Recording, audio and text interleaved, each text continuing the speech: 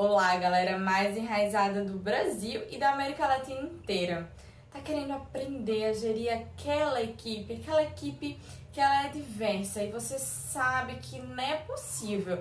Existe alguma forma de que isso seja bom e não tão caótico como acontece. Fica aqui então comigo, meu nome é Pamela Nogueira.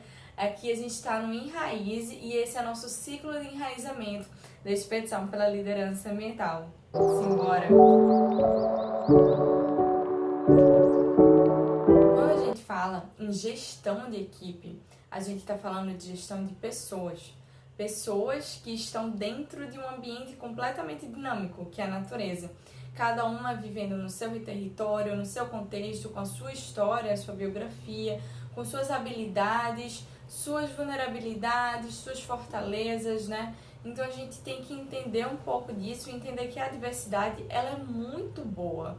Porém, a gente precisa saber conduzir essa diversidade da nossa equipe, construir uma equipe mais diversa. Inclusive, nesse vídeo aqui específico, eu vou falar um pouco de como gerir melhor essa equipe. Mas se você quer aprender a construir uma equipe mais diversa, coloca aqui embaixo #videodiversidade, que eu já vou saber o que é e vou preparar um vídeo com o maior prazer do mundo sobre esse tema. Beleza? Beleza. Então aqui nessa aula eu vou te ensinar como gerir melhor essa equipe diversa, porque se a gente não sabe gerir essa equipe bem, vai gerar muito conflito, vai gerar um caos, vai gerar um ambiente de entropia, né? Aí para quem é da biologia, da química, das ciências naturais. E não um ambiente mais harmonioso, um ambiente onde a gente consegue trabalhar bem, onde tem um fluxo realmente que flui, não um fluxo que flui, porque tem fluxo que não flui e não serve para nada. Então aqui você vai aprender um pouco mais sobre isso a partir dos 5 passos riquíssimos que eu vou te trazer aqui. Esses 5 passos, eles são baseados na minha história, nas minhas experiências e minha formação, né, como chefe de parque nacional, como coordenadora de iniciativas latino-americanas, como assistente de gestão de projeto de unidade de conservação local, né, tantos papéis que eu cheguei a desempenhar, minhas formações de facilitação de processos em desenvolvimento organizacional e humano, fundadora de 2 instituições. Então, assim, equipe é uma coisa que eu amo e é muito difícil a gente amar gerir equipes. Eu adoro botar a equipe no fluxo certo. Então você está no lugar certo e vamos logo para esses passos. Mas antes, já curte aqui o canal, já se inscreve no Enraize para não perder outros vídeos com os mesmos temas sobre gestão e liderança e carreira na área de meio ambiente e sustentabilidade, para a gente sair bem fortalecida e bem fortalecido e fortalecer todo o nosso redor em prol da sustentabilidade do nosso planeta. Passo 1. É importante você conhecer a sua equipe, é importante que a sua equipe se conheça, se reconheça, inclusive conheça você. Nesse ponto, é muito importante e relevante trocas mensais ou trimestrais entre a equipe mesmo. Então, construir um espaço de encontro, seja ele virtual, seja ele presencial, seja ele híbrido, construir esses espaços onde sua equipe vai conseguir se olhar, se reconhecer, contar um pouco da sua história, compartilhar um pouco também sobre as habilidades dela, né? Até o desenvolvimento de habilidades, porque quando a gente fala de equipe, eu já cheguei a fazer muitas capacitações nesse sentido, quando a gente fala de equipe, cada um vai ter suas fortalezas ali, mas vai ter suas limitações. E as limitações, elas não são ruins, mas elas podem ser desenvolvidas e chegarem a se transformar em fortalezas, né? Assim como as fortalezas podem chegar em um momento de serem doentias para a equipe, né? Se a gente tem alguém muito crítico, analítico, é muito bom. Mas se aquela pessoa vai para um outro ponto, onde começa a fazer mal para a harmonia da equipe, pela forma que critica, etc., a gente também precisa saber desenvolver e guiar essa habilidade para ela de fato se tornar uma fortaleza e permanecer como uma fortaleza. Por isso, nesses encontros mensais ou trimestrais, é bom chamar um consultor, uma consultora, ou você mesmo fazer o alinhamento de um momento ali de capacitação, né? 1 hora, 2 horas de uma palestra, exercícios, uma dinâmica, e a partir daquela dinâmica, depois desenvolver pontos que vocês precisam conversar com a tua equipe, conhecer um pouco daquela história da tua equipe, conhecer um pouco do que é que eles estão fazendo, o que é que estão tendo dificuldade, o que é que estão conseguindo fazer bem, cada um trocar entre si. E cada pessoa é riquíssima e cada uma tem inteligências específicas que se complementam. Então, a partir do momento que você faz isso, aquelas pessoas que poderiam estar entrando em atrito, em conflito, muitas vezes se reconhecem complementares. E isso é muito bom para a saúde da tua equipe, para o projeto e, obviamente, para o planeta. O passo 2 trabalha a partir da definição clara de papéis. Já trabalhei em muitos projetos também e eu, quanto liderança, sempre é um dos primeiros pontos que eu penso e que necessito organizar, que é deixar muito claro quem é responsável pelo quê, quais são as responsabilizações, qual é o seu papel dentro dessa equipe, entendeu? Quais são os seus direitos e os seus deveres, digamos assim. Então esse ponto, ele é crucial, gente, crucial, pelo amor de Deus, anota isso. Porque eu já entrei em muitos projetos onde não tinham papéis claros e isso gera conflito. Isso gera uma trava enorme no projeto, nos resultados. Então é muito importante que cada um tenha o seu papel claro, seja escrito também, escrito, falado em reunião, um organograma claro com isso. E aí a gente já parte para o nosso passo 3, que é de fato você construir processos, fluxos também igualmente claros. Não adianta a pessoa ali, ela saber só o seu papel. Eu sou um coordenador, eu sou um assistente, mas qual é o fluxo de comunicação? Qual é o fluxo de responsabilização, né? Responsabilização que, na verdade, é aquilo que você é responsável, as tarefas que você é responsável, as atividades que você é responsável, né? Então, construir um plano de ação, construir uma estrutura. Olha, em situação X, você procura fulano, cicrano é responsável por tal ponto. Muitas vezes, em organizações muito grandes, as pessoas não sabem exatamente quem procurar. Se a organização não for bem estruturada, se ela for, claro, vai estar tudo muito claro, né? Ali, como é que se estabelece aquele fluxo. Mas também, em contraponto, em organizações pequenas, em equipes, grupos pequenos, também é muito comum uma pessoa ficar super sobrecarregada, porque não existe uma estrutura, um fluxo. Então, não existe desde a definição do papel até a definição dessa estrutura, desse fluxo. Então, por favor, defina uma estrutura, fluxo, onde você tiver. Pamela, como é que eu vou entender esse fluxo? Primeiro, quais são os papéis que existem ali, quais são as necessidades? É uma área de comunicação, é uma área operacional, é uma área relacionada cuida das relações humanas do grupo, é uma área relacionada a financiamento, né, que está associada a uma diretoria de finanças. Como é que tá essas organizações? Como é que esse fluxo ele está definido? Então esse ponto é muito importante ter claro, e não só para você, para toda a equipe, em um local transparente, que aquela equipe consiga consultar, que ela consiga entender que você, a partir de uma dúvida da sua equipe, sem muito tempo para responder, consegue direcionar para aquele ponto, para que aquela pessoa consiga tirar aquela dúvida e fazer o fluxo que precisa ser feito. Esse nível dos processos é muito importante para a gente conseguir, de fato, uma dedicação boa da equipe. De fato, que essa equipe ela consiga se dedicar, as pessoas consigam se dedicar de uma forma clara e objetiva, entendendo as estruturas, seus papéis e alinhando isso com o seu tempo, sua disponibilidade, suas habilidades. Então, isso é crucial. Percebe como uma coisa está linkada à outra até agora? Então, se pergunte como é que vocês vão medir produtividade? Qual é o formato? Acontecendo uma emergência, fala com quem? Aqui um ponto de atenção, inclusive, deixar aqui para quem trabalha com áreas protegidas, com áreas conservadas, é muito importante saber esse fator de emergência. Cadê o plano emergencial da sua área?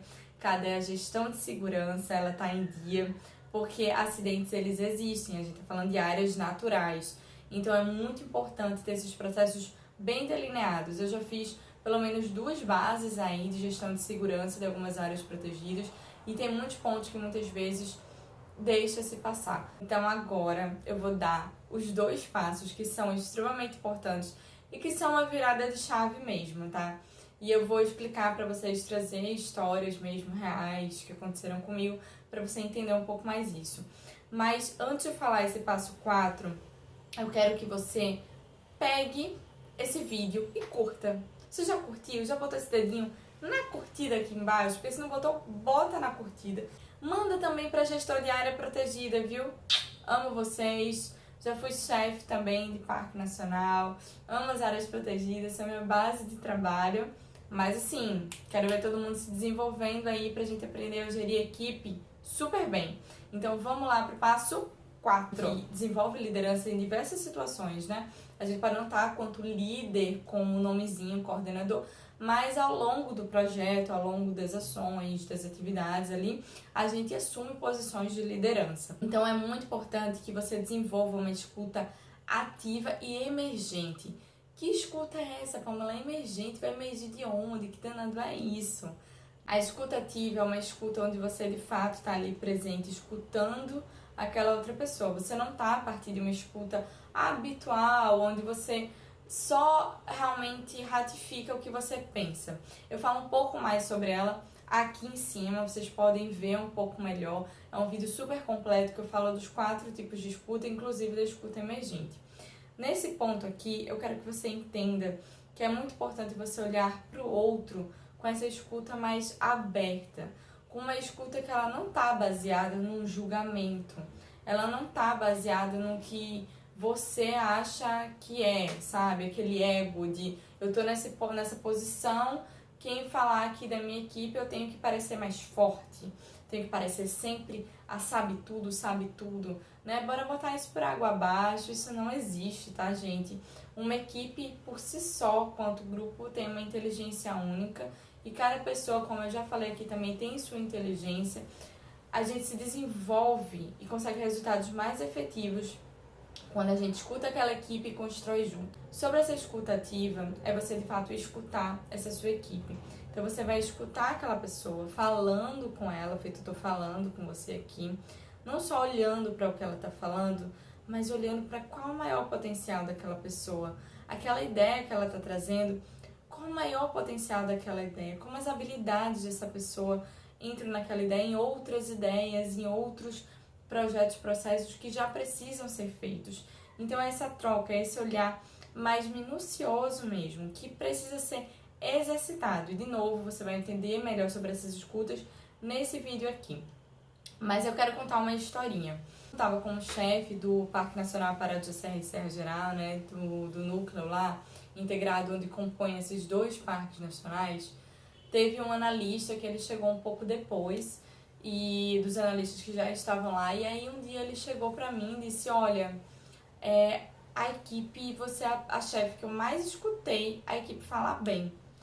E eles falam muito que você olha pra eles e você escuta o que eles falam, você escuta o que eles estão trazendo, e a partir disso consegue elaborar soluções junto com eles, eles não se sentem ignorados. E isso fez toda a diferença na gestão de equipe que eu fiz lá, que eu faço em todos os cantos e que você pode fazer também.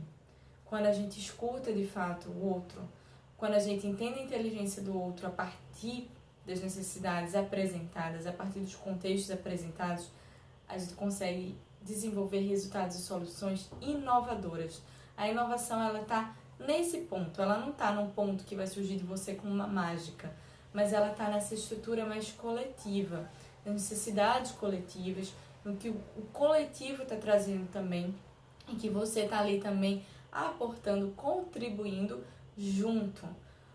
Nesse parque que eu trabalhei, eu recebi uma carta que eu sou apaixonada até hoje como melhor chefe, e eu digo muito, isso foi porque, e eles repetiam muito isso pra mim, tá? A própria equipe.